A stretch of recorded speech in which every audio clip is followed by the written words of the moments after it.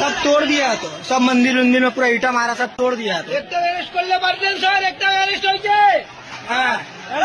এটা রবীন্দ্রনগর থানা রক্ত স্যার কি করেছেন স্যার দেখুন পুরো পিছে পুরা স্যার দেখুন কি করেছে ওই তো এই কি অবস্থা স্যার দেখে নিন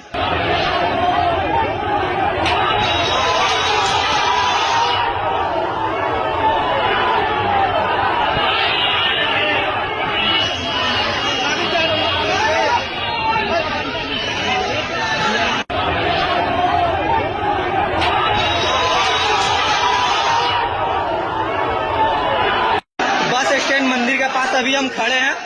देखिए अभी आकड़ा फाटे बस स्टैंड मंदिर के पास खड़े हैं। हम लोग 10 से 12 हिंदू खड़े हैं। सभी को यहाँ पर आ गया है और आकर के बोल रहे हैं मंदिर का गेट बंद करो, मंदिर बंद कर दो।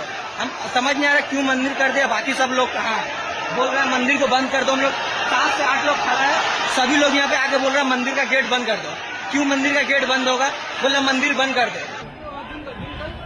वही तो पुलिस को मार दिया तो माथा फट गया पूरा।